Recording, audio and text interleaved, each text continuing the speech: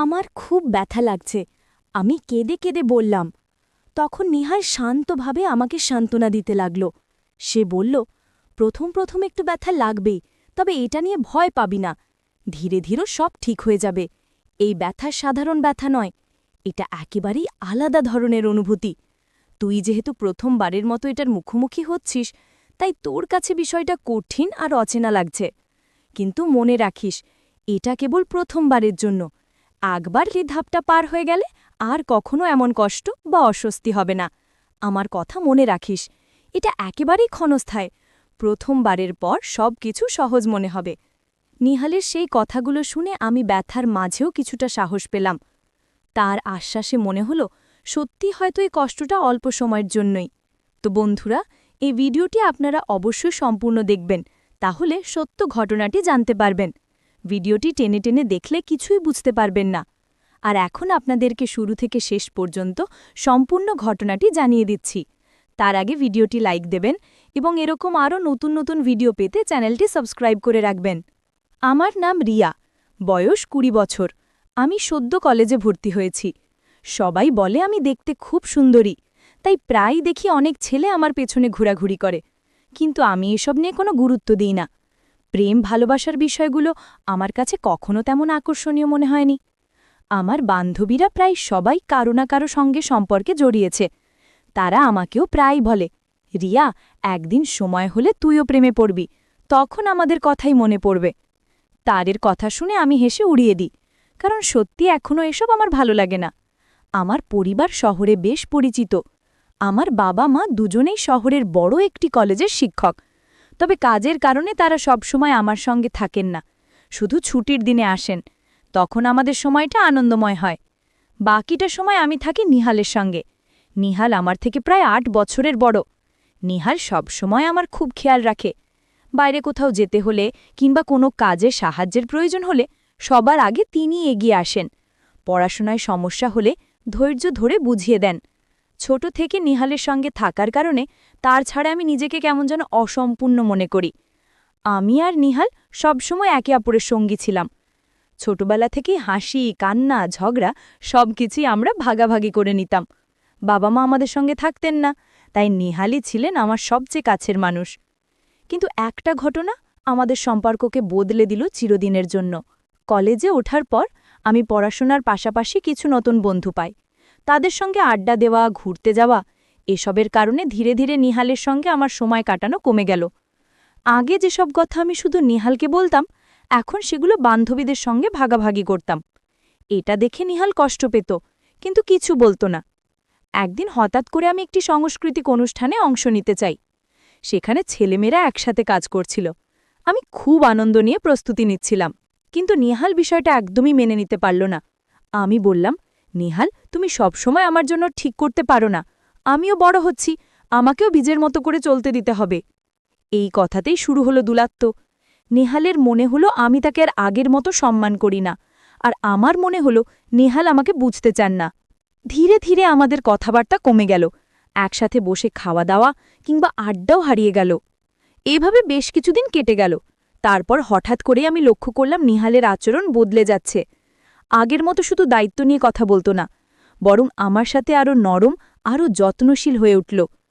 প্রতিদিন রাতে আমি যখন ঘুমোতে যাই, সেই সময় নিহাল এসে আমার খোঁজ খবর নিত, আমাকে সান্ত্বনা দিত। প্রথমে বিষয়টা আমি বুঝতে পারিনি, কিন্তু দিন যতই গড়াতে লাগল, ততই টের পেলাম নিহালের এই আচরণ একেবারেই ভিন্ন রকম। তার কথা বলার ভঙ্গি, যত্ন নেওয়ার ধরন, সব কিছুতেই যেন একটা অচেনা মায়া ভর করেছে। আমি ভেতরে ভেতরে কৌতূহলী হয়ে উঠলাম। ভাবতে লাগলাম, হঠাৎ এমন পরিবর্তনের পেছনে কী কারণ থাকতে পারে। আগে যে নিহাল কেবল কড়াকড়ি আর নিয়মের কথা বলতো, সে এখন প্রতিটি রাতে আমার পাশে এসে দাঁড়ায়, যেন আমাকে একা থাকতে না দেয়। একসময় আমার মনে হতে লাগল, নিহালের এই অচেনা ব্যবহারটা যেন কোনো গভীর রহস্য লুকিয়ে রেখেছে। যেন সে আমাকে কিছু বলতে চাইছে, কিন্তু কোনো অজানা কারণে মুখ খুলতে পারছে না।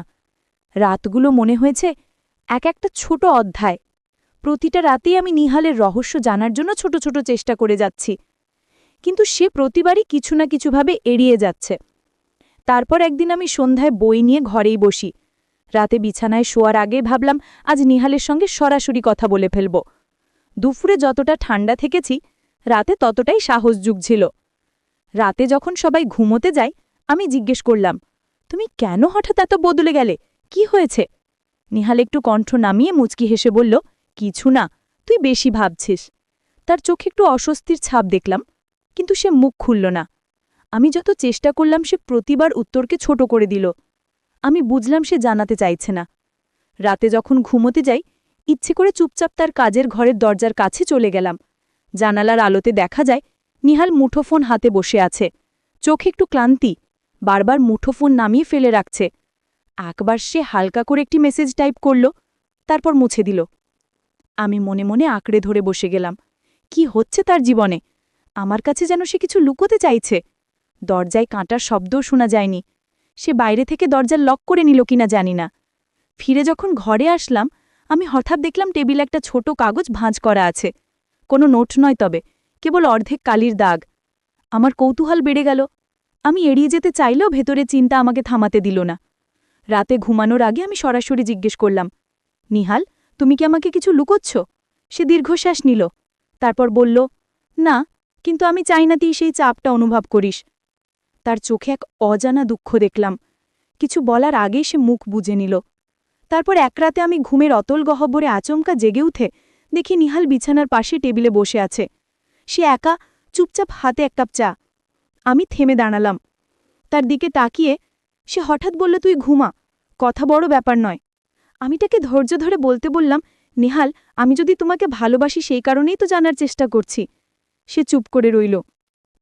তারপর অচেনা এক কণ্ঠে বলল, আমার জন্যে ভালো, তাই তোর সাথে এমন আচরণ। সেই কথাই আমাকে আরও বিভ্রান্ত করল। তার ভালোর ব্যাখ্যা কি যা আমাকে এড়িয়ে রাখবে?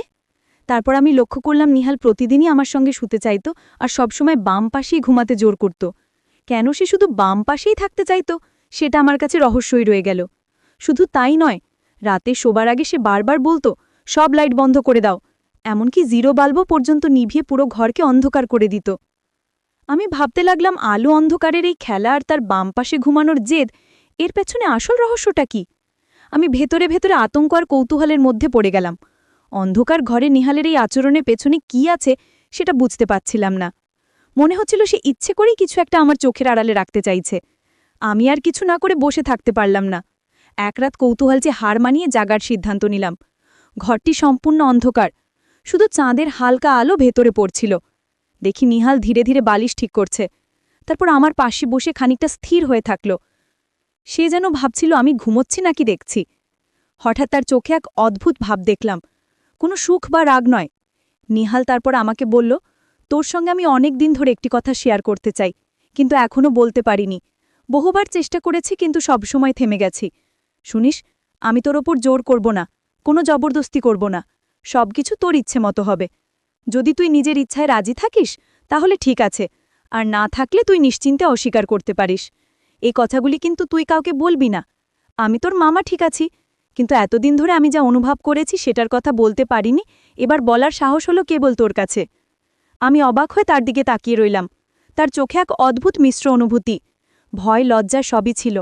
সেই মুহূর্তে আমার মনে হলো নিহাল শুধু আমার যত্ন নিচ্ছে না, সে আমার প্রতি কোনো গভীর অনুভূতি রাখে যা এতদিন লুকিয়ে রেখেছে। কিন্তু ঠিক তখনই ভেতর একটা অদ্ভুত দ্বিধা অনুভব করলাম। আমি কিভাবে প্রতিক্রিয়া দেখাবো, কিভাবে সেই কথাগুলো বুঝব? আমার মন ঝড়ের মধ্যে যেন তলিয়ে যাচ্ছিল। নিহাল কিছুক্ষণ চুপ করে রইল, তারপর শান্ত স্বরে বলল, আমি শুধু চাই তুই বুঝিস, সবকিছু আমার উদ্দেশ্য ভালোই। আমি চাই না কোনো ভুল বোঝাবুঝি হয়, তাই আজ বললাম শুধু তোর কাছে। আমি ধীরে ধীরে নিজের কণ্ঠে বললাম, নিহাল, আমি চেষ্টা করব বুঝতে, কিন্তু একটু সময় চাই। সেই রাত্রি যেন আমাদের সম্পর্কের ইতিহাসে এক নতুন অধ্যায় শুরু করল। আমার কৌতূহল, ভীতি আর অবাক হওয়া সবই একসাথে মিশে একটি অদ্ভুত আবেগে পরিণত হলো। আমি বুঝতে পারলাম যে এই রহস্য এতদিন লুকানো ছিল, তার প্রথম আভাস আজ আমার চোখের সামনে এসেছে। তারপর রাতের অন্ধকারে আমরা দুজনে কিছুক্ষণ চুপচাপ বসে রইলাম। ঘরের নিঃশব্দতা কেবল আমাদের নিঃশ্বাসের শব্দ শোনাচ্ছিল। আমার হৃদস্পন্দন তীব্র হয়ে উঠল, মনে হলো যেন সময়ও থমকে গেছে। আমি ধীরে ধীরে বললাম, নিহাল, তুমি কি চাইছো? আমাকে বোঝাতে? আমি ধীরে ধীরে বুঝতে পারলাম নিহাল সবসময় আমার খেয়াল রাখছে, আমাকে ভালোবাসছে এবং নিরাপদ রাখতে চাইছে। এই উপলব্ধি আমাকে সাহস দিয়েছে এবং আমি ঠিক করলাম আমরা একে অপরের পাশে থাকব, পরিবারের মতো বিশ্বাস আর যত্ন নিয়ে। আর এই গল্পের মাধ্যমে আমি শিখেছি সত্যিকারের ভালোবাসা মানে হলো একে অপরের প্রতি যত্ন, সাপোর্ট এবং বিশ্বাস। এটাই সবচেয়ে গুরুত্বপূর্ণ। তো বন্ধুরা, এই ভিডিওটির দ্বিতীয় পর্ব যদি আপনারা পেতে চান, অবশ্যই চ্যানেলটি সাবস্ক্রাইব করে রাখবেন।